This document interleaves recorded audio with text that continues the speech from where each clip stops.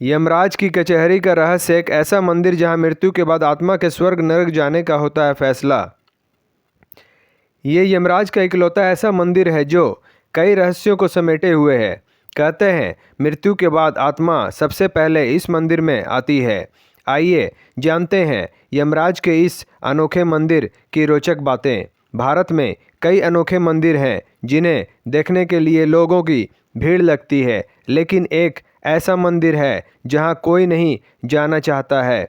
ये मंदिर मृत्यु के देवता यमराज का है। यही कारण है कि लोग इस मंदिर के पास जाने से भी डरते हैं। यमराज का यह मंदिर कई रहस्यों को समेटे हुए है। यमराज का ये प्राचीन मंदिर हिमाचल प्रदेश के चंबा जिले में भरमौर नामक एक जगह पर स्थित है, जिसका नाम चौरासी मंदिर है। ये मंदिर एक घर की तरह दिखता है जहां एक खाली कमरा मौजूद है। मान्यता है कि इस कमरे में ही भगवान यमराज विराजमान है। यहाँ पर एक और कमरा है जिसे चित्रगुप्त का कक्ष कहा जाता है। यमराज के इस मंदिर को लेकर लोगों की मान्यता है कि व्यक्ति की मृत्यु के बाद यमराज के दूत उसे इसी जगह सबसे पहले लेकर आते हैं। फिर चित्रगुप्त जीव आत्मा को उनके कर्मों का पूरा ब्यौरा सुनाते हैं।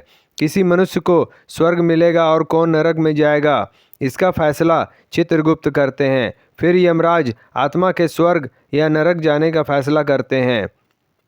कहते हैं यहाँ यमराज के कमरों को यमराज की कचहरी कहा जाता है। चौरासी मंदिर जहाँ मरने के बाद सबसे पहले पहुँचती है आत्मा।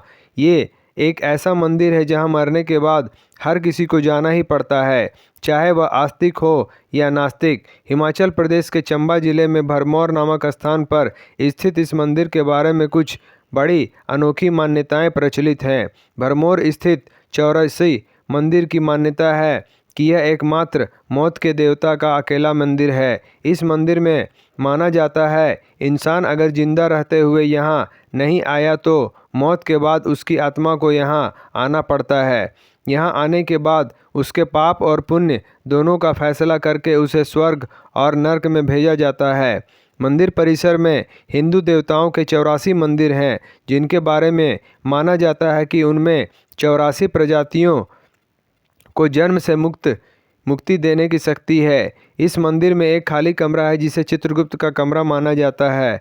चित्रगुप्त यमराज के सचिव हैं जो जीवात्मा के कर्मों का लेखा जोखा रखते हैं। मान्यता है कि जब किसी प्राणी की मृत्यु होती है तब यमराज के दूत उस व्यक्ति की आत्मा को पकड़कर सबसे पहले इस मंदिर में चित्रगुप्त के सामने प्रस्तुत करते हैं।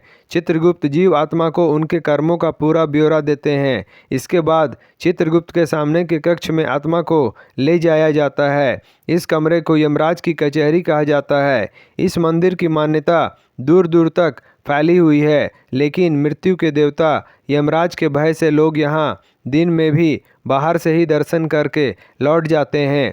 प्रत्येक वर्ष महाशिवरात्रि में यहाँ भव्य आयोजन होता है जिसमें हजारों की संख्या में भक्त जुटते हैं। गरुड़ पुराण में वर्णन है कि यमराज के दरबार में 4 दिशाओं में 4 द्वार होते हैं। उसी तरह इस मंदिर को लेकर भी मान्यता है कि यहाँ 4 अदृश्य द्वार है जो स्वर्ण, रजत, तांबा और लोहे के बने हैं। यमराज के फैसले के बाद यमदूत आत्मा को कर्मों के अनुसार इन्हीं द्वारों से स्वर्ग या नरक में ले जाते हैं।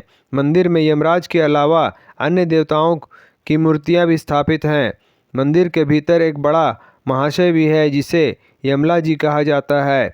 इस महाशया को अपने कर्मों के फलों के लिए जाना जाता है और यहाँ से यमराज को अपने धर्म स्थल पर जाने के लिए निकासी दी जाती है।